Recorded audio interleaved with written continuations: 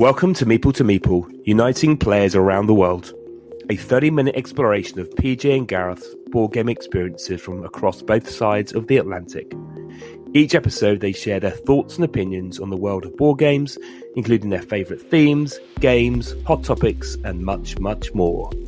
Hey, and welcome to episode 26. I'm PJ. And I'm Gareth. And today, Konnichiwa, the Nippon edition of Meeple2Meeple, Japanese-themed board games. Gareth, how are you, sir? I am doing well. In fact... This is, talk to me. If I knew some Japanese, I'd say how I'm feeling in Japanese, but I've failed to do any practice. So I guess we're here talking about, we've done mechanics, we've done themes, we've done partners, we've talked about many things. And this week, I thought, let's talk about a country. There are many games based on countries. And then I looked through my list of games I own. I realized just how many Japanese-themed games there were.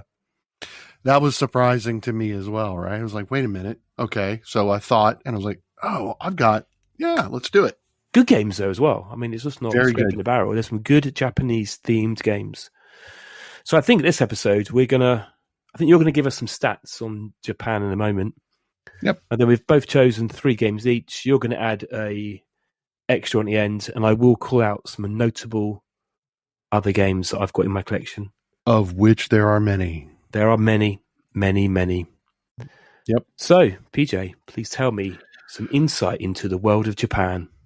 So Japan, as a nation state, modern nation state, covers 377, just a little over 377,000 square kilometers, 145,000 square miles. It's got 5 main islands: Hokkaido, Honshu, which is the main land, Shikoku, Kyushu, and Okinawa. Tokyo is the nation's capital. It's the largest city in Japan. What's interesting to note is that Tokyo was once called Edo, and that will be relevant in one of the games we talk about. That's also a game of a board game, and I didn't know that. Yeah. So what facts? So that's just a little bit about Japan, the nation itself. The interesting thing I think it's fair to say about this episode is that it's not just Japanese themes, it's Japanese setting, right? It's like Japan, the setting for some of these games as well, right? So, yeah. Why don't you get us started with your first game on your list? So these aren't chosen in any particular order, but the first game I've chosen is Yokohama. Now, first published by Tasty Minstrel Games, who have gone bust. So this game is a hard one to find, but I do see copies kicking about. They also came out with a Yokohama Duel, which is a 2-player version of a very similar game. Did they? Oh, yeah. Okay. I didn't know that. Which is probably still maybe more easily available than the original Yokohama. I need to be on the lookout for that just to add it to our 2-player collection. Yeah, it's a nice conversion of 2-player. Released in 2016, it sees you basically wander around different parts of the Yokohama district using I think they're agents, to improve the power of a fishing village or factory. And then when the president arrives, and he only moves one space across, it's like a grid movement game. The more agents and he's worth power, the better production or power or coin conversion or points you score. I won't go into too much, but it's because the game is randomly set up. You're trying to do influence. You can't move where another president is. It's got a mixture of set collection, where some cards and buildings give you extra powers, and on those cards are some international flags, and so you get points for set collection. You get points for, I think, a level 5 or level 6 on each of the cards. So you get there, you can build like warehouses. It's really nice. I mean, because it was a Taste of Minstrel game, before they folded, they used to do that deluxe version. So you got really nice wooden components, nice metal coins. So when I do see it around, I always recommend somebody picking it up. It's not that complex. It's a 3.31, plays 2 to 4 players. Good at all player counts, and plays in about 90 minutes. That is my first choice of Yokohama. Let me tell you why. I think that's a great choice for your first game. for this episode. So Yokohama. Yokohama is the second largest city in Japan behind Tokyo. You are Mr. Facts. Usually it's me that's got data. Yeah, but geography and history and language, that is all me. So that's great. So Yokohama and 2 to 4 players.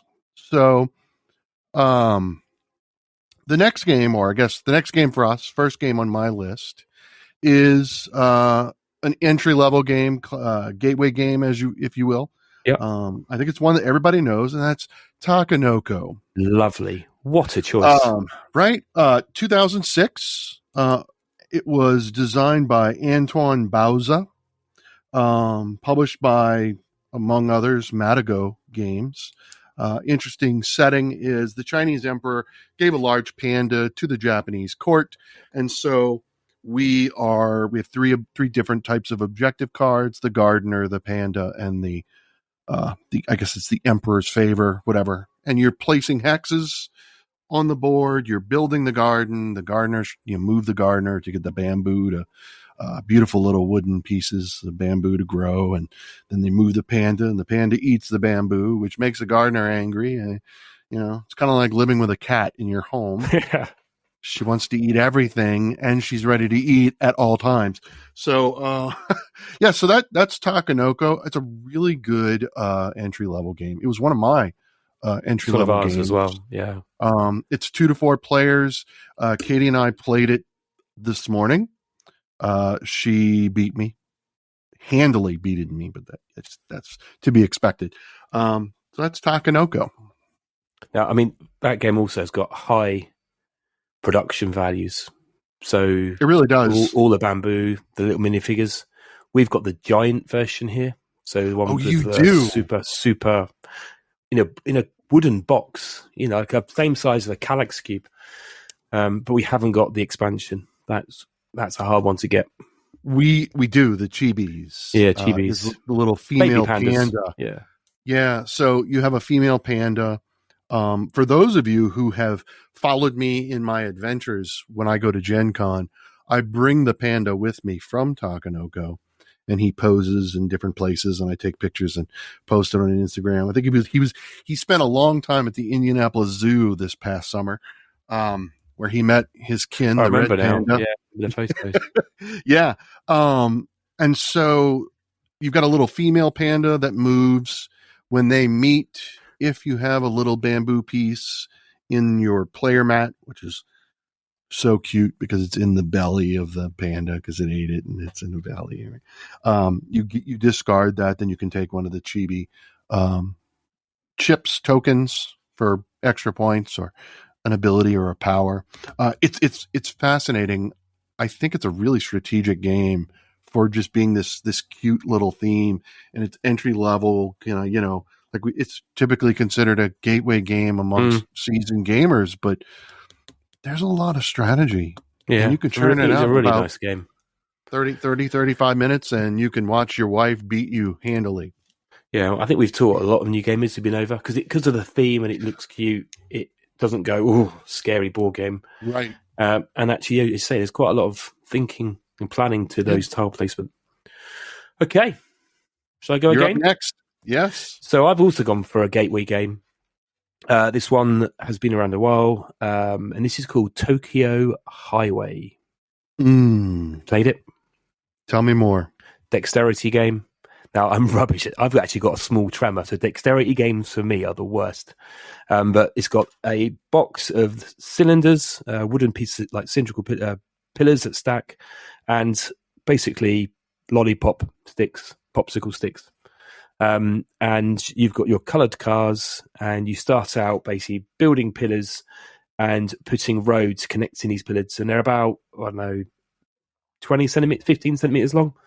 And when you either cross over another road or go under another road that hasn't got a car on it, you have to put one of your cars onto that to score points. But of course, these things are quite thin, so inevitably it all starts crumbling down. And I think there's a newer version that's got skyscrapers in it as well. But again, mine's got a pair of tweezers in it. More obstacles. Right? That's great. So you score points for coming off the roads, going round things. Again, it's really lightweight, like 1.39, ages 8 and above, plays in 30 minutes, and again, 2 to 4 players. We've played it loads, again, with friends and family and seasoned gamers. So I'd recommend Tokyo Highway to anyone looking for a dexterity game with a car theme. I wouldn't say necessarily Japanese, but Tokyo Highway would be it. Could be anywhere, but it's got a lot of highways. Hey, when did that game come out? Do you know? I think there was a newer version, 2018. But I'm sure I had it longer than that, an older version, but I can't see it in here. I'm just looking, 2019. It says 2018, but it's a square box. I've got more of a rectangular box. So maybe there was a different version for a different publisher. But either way, you'll find it in all good board game stores. All good. Probably. All good, but yeah. Or not. We'll see. Maybe. Right. I don't know.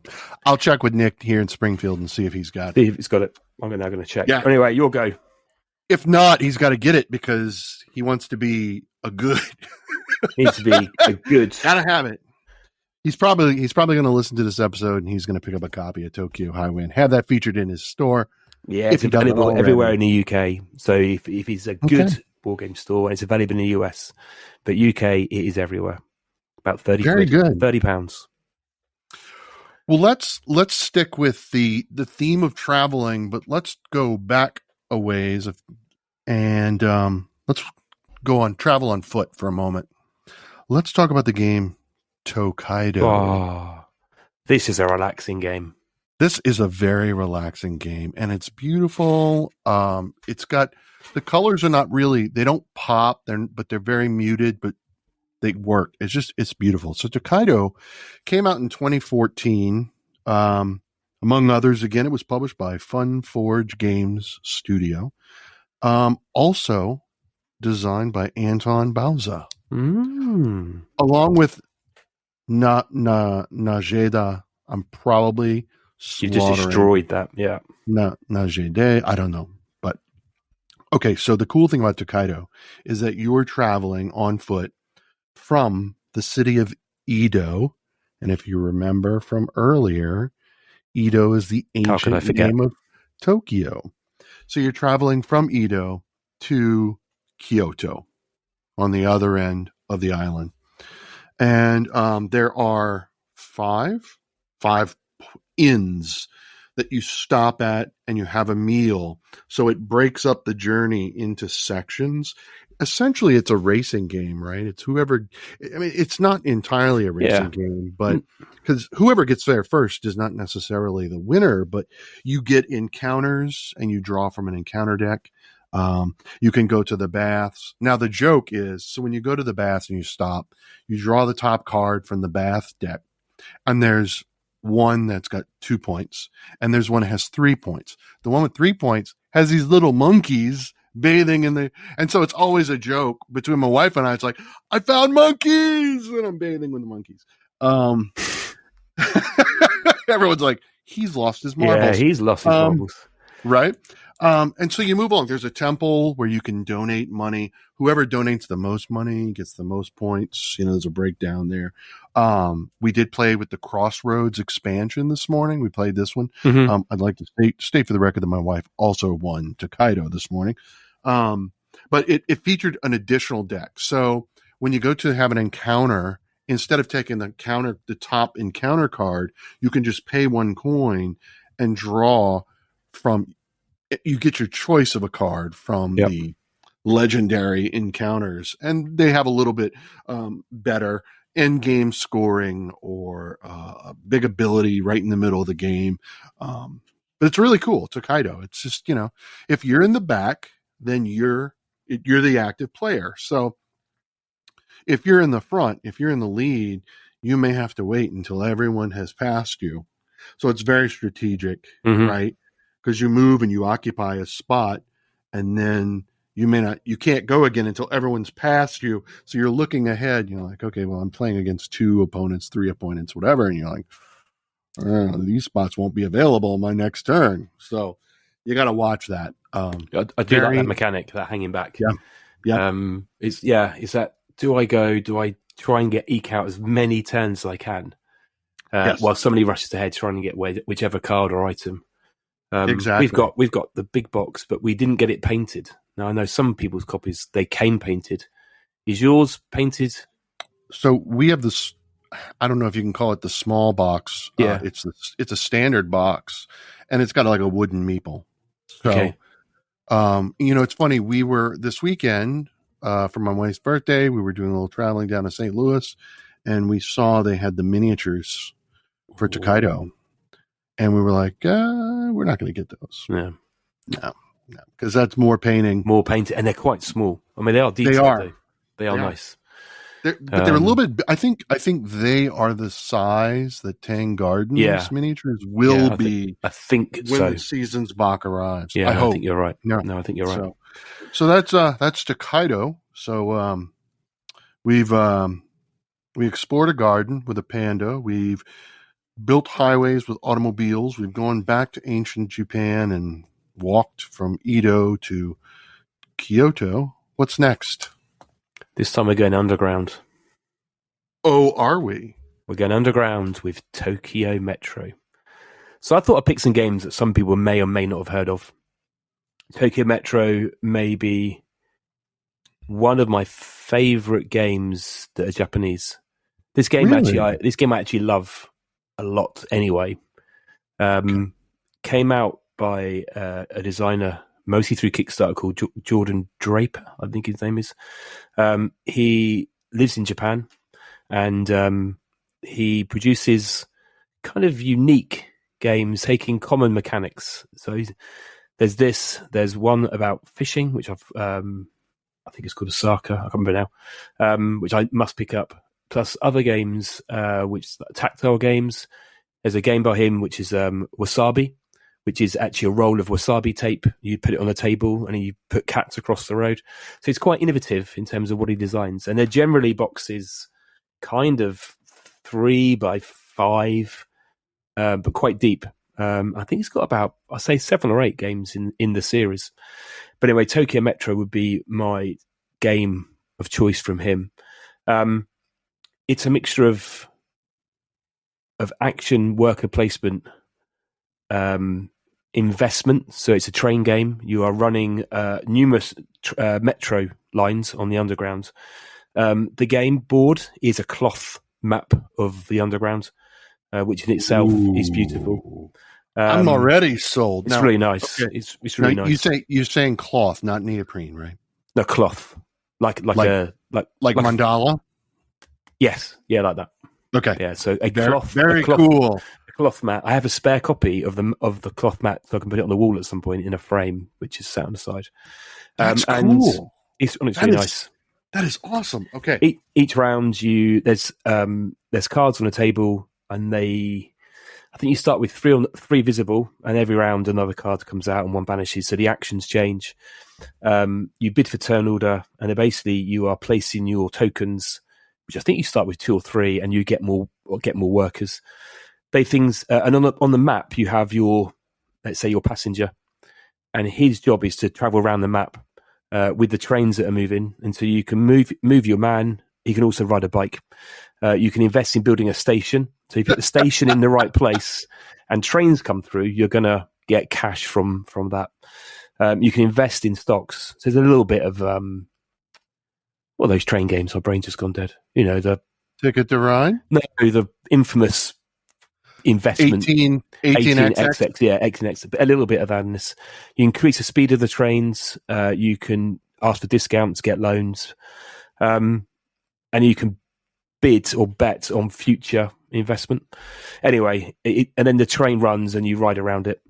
He did do another game, which is these vending machines, and it's little vending machines with little drinks and labels on them. You can also add that to the game so that when they pass through a station, they make money off the vending machine. Nice. That's Tokyo Metro. He came out with an expansion called Osaka, which makes it far better at 2-player. It tightens the map. Okay. So if you're going to get 2-player, get Osaka. When I was last in the US, I had that delivered to my hotel because they had no copies in the UK. So that was a something I collected. I think he still has stock, but that's Tokyo Metro. Highly recommend it if you like a bit of a train game, a little bit of shares and bidding. I love it. What I want to know is if I play, can I win if I just ride my bicycle? No, you're going to have to invest. There's a kind of, I can't quite the mechanic, but you can invest in the trains that don't belong to you. So sometimes you want other people to do better so that you get a bigger payout at the end of the game because you basically invested early in that train that then grew and expanded. So what if I invest in vending machines and other things and I just ride my bike from station to station? Still not going to win. But all right, guys, you hear that? You cannot win. You cannot win by riding bicycles. I know I'm trying to turn it into Flamme Rouge, and I'm sorry for that, but I was just really curious. It's called Metro Drinks, and there's a single-player variant. Really? Tokyo I'm now going to destroy a Japanese word. Tokyo... I've just lost the screen. Yido Hanabaki. I don't know. That's just destroyed. Anyway, that's the other version that's got the drinks in it. That's my third and final game in our current list. Tokyo Metro. Tokyo Metro. Okay, I like it. We're going to leave Tokyo.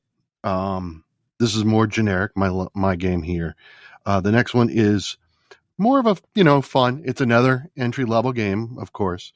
Then that is Sushi Go. Classic.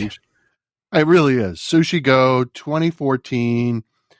Game Right Games, really good for party games. Was designed by Phil Walker Harding. I don't really know what to say about it other than it's just kind of it's a pick and pass, right? You get a hand of cards, pick one, go on. The most adorable dumplings. The artwork it's so cute, isn't it? It's so cute. The dumplings. I think there's a card. The wasabi. The wasabi, which will multiply. Yeah, triple. They multiply the score of the next sushi card that you play. But then there's the chopsticks. So you draft one card, pass it on and then we reveal what we chose simultaneously. If you have the chopsticks, you push it forward and you yell, "Sushi Go!" And you get to draw another card from the hand that you just had. And then you put the chopsticks back and it rotates around. So it's cute. It's cute. It's fun. Great for a big group, 6 or 8 players. Yeah, it's great. There's an even bigger. There's the Sushi Go Party. That's the version we have. The party version. We just have the basic version, which accommodates 6 players. But I know that Sushi Go Party will go more. But when you're thinking about Japan, you cannot go to Japan without eating or sampling sushi. And this is a great selection. Because there's Sushi Roll, which is the dice version. And the only thing I remember about that game is every time we play it, you roll a dice and you've got little conveyor belts like a sushi restaurant. And we make these silly noises as we pass the sushi conveyor along to it. It's I can't remember what noise I used to make. But oh, no, is that it? No, go ahead. Do that one more time for me. There you go. So Sushi Roll's also worth checking out if you like a dice version of Sushi Go. But Sushi Go Party just adds more games, like more content, which makes it slightly more complicated. But yeah, great recommendation. And that's it. That's my third one, right? So that puts us at 6. You were going to talk about another game which you'd forgotten. So we are. It was interesting. I'd completely forgotten about it, and we have to, being that this is the Nippon edition of our show. The game is called Nippon. It was published. Tell me more. It was published in 2015. The designers are, and I'm going to slaughter these, so I apologize, Nuno Sentiero and Paulo Soledad. Beautiful. It's interesting. By What's Your Game Studios. It's an economic area control game. It's beautiful. It reminds me of Brazil Imperial. Okay. Yeah. But in Brazil, the map constantly changes from game to game. In this, you don't. It's got a board. It's a beautiful map of Japan. You could see the main islands. It's area control with a little economic manipulation. It's set during the Meiji Restoration period of Japan, which is 1868 to roughly 1912. This is when the Japanese emperor and the leaders, the ministers, are looking to the Western powers to modernize or industrialize Japan. And you're playing as a conglomerate trying to secure your position by gaining Western influence, manipulating economic markets, and controlling the area in Nippon. So that's Nippon 2015. What's Your Game Studios? It's been in my list a couple of times. Yeah, my wish list, and then it's dropped in and dropped out, and I think I'll have to check it out again. I'm sure someone there must have a copy. Yes, you don't see it very often on the shelves, to be fair, but it's pretty fantastic. So yeah, I think that kind of rounds us out. I know we got a quick few lists. We want a couple of mentions. Yeah, shall I just rattle through some others? I'm not going to talk about them too long, but just other games that are in. This was an intense theme and setting. There's so many Japanese or Japan centric games that we have to at least mention some names for those of you listening. So one I thought I would have talked about, but was Iki. So that was originally a Kickstarter, or let's say 7-8 years ago. Had a reprint year before. Yep. Fantastic game. Really, really nice game. I'm really surprised it didn't make your list. I was expecting it. Maybe next time. It's got an expansion coming out, I'm going to say within the next 12 months. You're basically merchants going around a market stall, round and round the market, collecting goods. No more than that. Lovely production, lovely artwork. Metro X, which originally was a Japanese roll and write. I think it got picked up by the same guys who did Sushi Go. Game Right, I think. I might be wrong. And got a reprint. Okay. Basically, similar tube lines run across the map. You're ticking things off and scoring points, lots of combos. Another game was Let's Make a Bus Route, which again was, I think, the same publisher, Sachi. But that's also had a reprint called Get On Board, which I think was released last year. Slightly different, but you were basically running a bus around the city, picking up passengers, taking kids to school, seeing the sights. I love it. And the artwork in the original Japanese version is kind of 8-bit basic. Kodama, growing trees. Beautiful game. Shogun was on my list. Now, Shogun is a Queen Games. It's quite old now. We used to play it every year with a group of friends. It's got the tower mechanics in a few of those Queen Games where you drop things into the kind of like the dice tower and meeples fall out. And I love Queen Games. The quality of their components are so amazing. It is nice map. I have to get that game out again, actually. You can see it from here. And then on Onitama? No, I can't read my own handwriting. Onitama, thank you. I can't see that's an N or an A. And that's that. It's a 2-player game. There are 5 cards with different kind of chess-like moves. And you basically have your sensei and some basic fighters, and you've just got to either get across the board with your sensei to the other side or win. So like a kung fu karate, I don't know which is Japanese. There's loads of cards in the expansion, so it's not just 5 cards. You select 5 and you have to win. And we love it, even though I can't pronounce it. What have you got on your list? That's me. Like Well, that's all my other Japanese games. Wow. I mean, they're more. Rising Sun is Rising Sun. How could I forget? Sun. Like that's like the epic. If you're into miniatures, it's probably the highest ranked probably Japanese game on Board Game Geek. Mm-hmm. Yeah, a game of hostility and tea. And friendship too, and friendship and partnership. Yeah, because there's an interesting mechanic where you have like these yin and yang. Yeah, and they're different in half of them in your color. Yeah, and so it's like I in, I guess, is what, 6 players? I don't remember how many I players. think it's 6. Yeah, maybe 5. Anyway. So like you and I are like allies the whole Yeah, game. but I can betray you. You can. And break that treaty or whatever it's called. But you can. Yeah, that's another good game. How could I forget that? That's downstairs. That's an interesting. That's a lot of miniatures. Whoo, man. Yeah. And I had the Kickstarter version, so the box is huge. Well, they got the cool turtles with the cities on top of the back of the turtles. I need to get that game to table with the Southampton Gaming Group. You do. Yeah. You do. But unfortunately, Diz is too busy unpacking Frosthaven. So yeah, she's busy. Speaking of Frosthaven, we When's just it got arrive? the alert. It's arriving Tuesday. So, of course, we haven't found an obsession version of this in Tokyo, so we haven't mentioned that. No, we have now. We've squeezed that into another episode. Yes. As sponsored by Obsession. That's right. I think that wraps us up for another week. It really does. I really enjoyed. I want to rattle some stats off to you real quick. Share it with the crowd. Okay. So January is coming to a close. The first month of the year. We have played 38 of 198 games in our collection.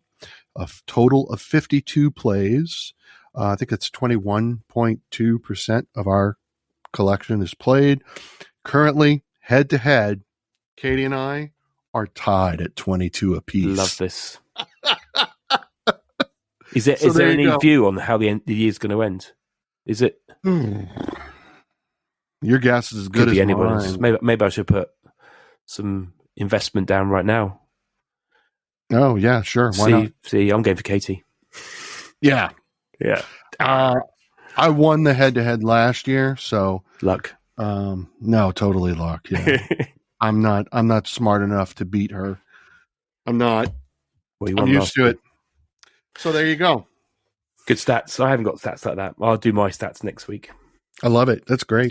So I love this theme. I like the whole theme of choosing a country and working through games. And if anyone's got a suggestion of the next country or the next theme or the mechanic or next topic, please just let us know. All the normal channels, and speak to you all soon. Yeah, that's great. I would love to hear from you. Gareth and I, we're busy trying to come up with all these themes. Give us a nation and we will find it. Try to stump us. Called Stump the Meeples, right? You pick a country and we'll find one game that's set in that. I probably should not have said that because there's a ton of countries on the planet that haven't been featured, but oh well. So there you go. So thanks for the challenge. Thanks. See you soon. Thanks everyone for listening. Please subscribe. And as always, we love to hear your thoughts and ideas. So make sure to leave those in the comments. And don't forget, you can also chat with us both on Instagram at Meeple2Meeple.